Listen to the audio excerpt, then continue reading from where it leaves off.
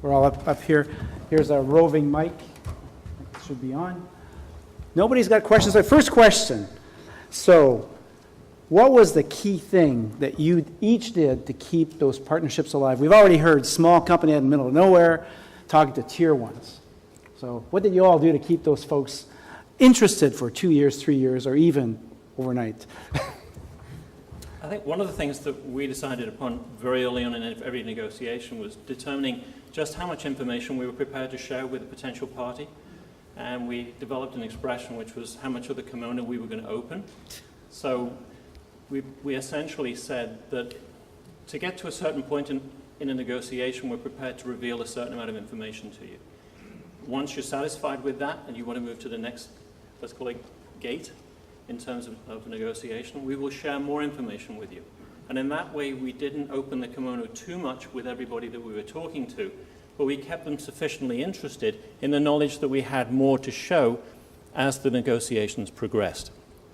And what that relied upon was that we needed to make sure that we were actually able to fulfill what they were looking for in terms of expectations at the next stage of negotiation. And we were very careful not to oversell nor to overpromise, on the basis that we felt that we had to deserve the right to be at the table. Same question? Yeah. I think in our case, what we did is we really just had a laser focus on delivering and making sure that our customers, we had the advantage of having tier one customers like IBM and Dell, so that created credibility for us. So for us, it was really just about always delivering on our engineering promises and delivering good product. That was the primary thing that we focused on.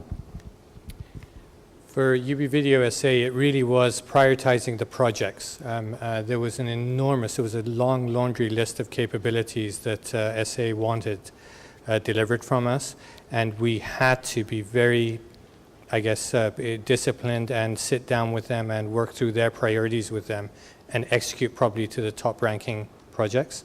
Otherwise, if we said yes to everything that was going on, it would have been really a big disaster.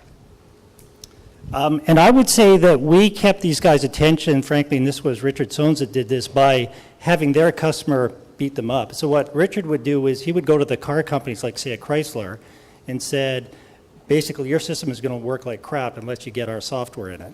And made them nervous enough so that they went to the tier one suppliers like Johnson Controls and said, you need this in here. So it was very nice that we had pull from the end customer to keep these large companies interested in us. So for me, I'm going to reference an issue with a co-founder and one of my financiers. And ultimately, you're going to have to make tough decisions. If you have someone on your team that can't work with a growing company, maybe they're just not meant to be in a position to build the business with you. So just make sure you have those conversations with the partners that the partnerships you're developing, so that you're all on the same page. Very specific question to David. You had a great partner in Suncor. They brought you to the commercialization stage. Can I ask why they walked away from that, and what is the status of that commercial operation now? I think all I can say is what is put in the public domain, and that is that Suncor walked away because when the financial markets collapsed in 2008, the markets expected them to walk away from everything that was not oil sands related, and that's what they did.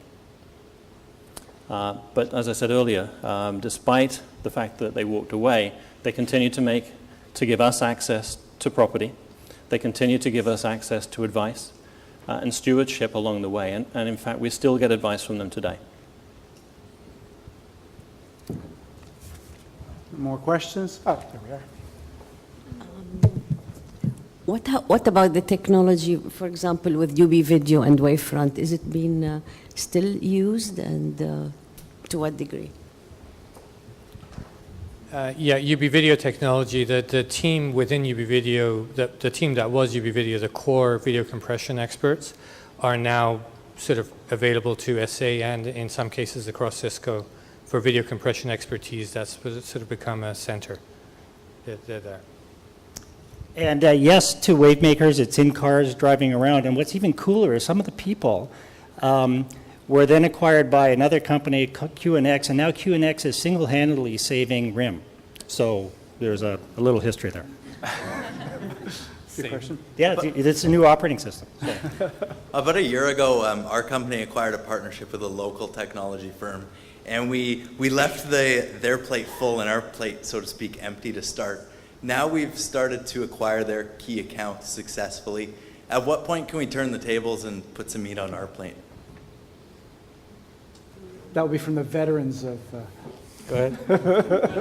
Well, you got to be careful because my wife has this great saying, be careful about the feet you step on today because it may be attached to the ass you have to kiss tomorrow. So, I mean, I think you're due. I think you're due, but I would just be a little cautious. Just don't get, overly confident. Don't get greedy. Yeah, I think, Peter's absolutely correct. It's just a question of, you have to have complete confidence that you're at the point that you can do that, and only you know that, right? Can't make that call for you. If only you could. I think it kind of depends on the relationship that you want for the long term with this partner. I know Peter's example I think was quite interesting. But if you truly need the partner in order to obtain the objectives and the goals that you both originally shared from the partnership, I think you can only push things too far to a certain degree. We've had experience over the years, not with Lignol, but with a lot of other organizations, where we've walked away from deals and left a lot of money on the table because we just didn't believe that was the appropriate thing for people to be doing, and realized that if it wasn't at this juncture in the transaction or the partnership that they were going to do something to us, it was only going to take some other excuse. So we willingly gave up money on the table in order to go and find a better partner with a better relationship who would actually share the vision that we had for building the business together. I think if you're struggling in terms of the mis-sharing of revenue or profit or wherever else it may be, I think that's different. I think those things can always be negotiated, because if you are truly in bed together, then there's always a way to work something out. Ed? Well, I've got two ideas for a question. The first one is, does anyone want to talk about a failed partnership? And if you don't like that, I can ask David. You talked about in the course of diligence leading to risk reduction in several cases. Do you want to speak about a specific example of that? Let's start with failed partnerships. Any failed partnerships you want to share? Sure. I've had a situation where, after 3.5 years of negotiation with a large public company, not based in North America, we thought that we had agreed upon the promise of a venture. And it turned out that we found out very early on, having signed a memorandum of understanding with them, which was meant to have led to a negotiation within 12 months. Within 30 days of the signing of a definitive agreement, that the only thing that they were really interested in was basically robbing us of our IP portfolio. So we walked on the deal. But I've got another one, if you can call this a reneging on a partnership, but it's not really. So I'll save it for another day. Anybody else want to? Yeah, I guess an interesting one with us, a failed partnership was, we did a very sort of a large deal with Sony, video compression for Sony. And we actually, as part of prioritizing with SA and getting into the broadcast market, we really lost the partnership with Sony. So Sony really did replace us in that. It was failed. It was failed in a way that we realized that we had to decide who was going to be the key customer we were going to go with, and we chose SA. And it was part of the reason we started backing away from SA in terms of limiting what we'd say yes to. That was all, limiting what we'd say yes to.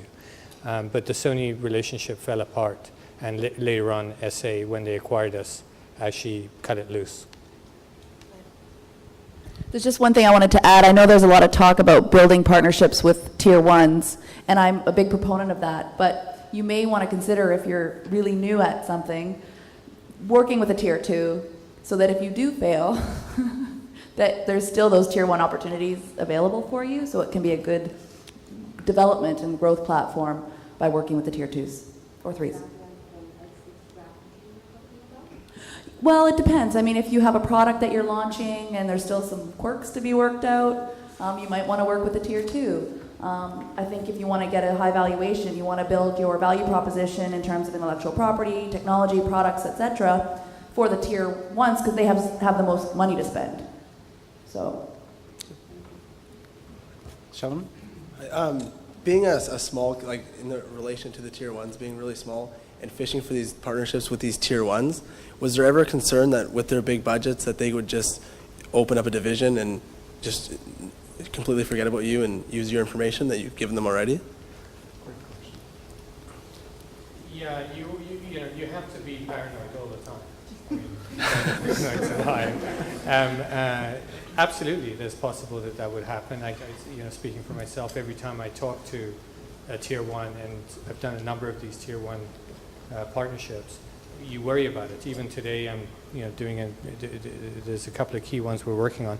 That is always a possibility. So you have to feel confident in your own abilities to differentiate and move fast. One of the things I will say about tier 1s is that they're big companies. They are usually have more than enough business to drive revenue from in their customer base, and they usually acquire innovation. They do not usually try and replace innovation. So don't be too paranoid. and build a team. Like if you're small and you feel like you don't have the right skills to work one-on-one with the management of a tier 1, then get some advisors and mentors, and they'll help you learn the steps that you need to take to make sure that you're successful in doing that, and making sure that you're creating the most value for your company through discussion and demonstration, so that there's less likelihood for them to steal whatever it is that you're doing. Any final comments on this? We just have a minute left. So, paranoia of being wrong. I think it's always good to have a healthy paranoia. But to pick up on a comment mentioned earlier, I think the other thing is if you have a very strong intellectual property position going into negotiations with a party, it's going to be cheaper for that company to buy you than it is to take you to court.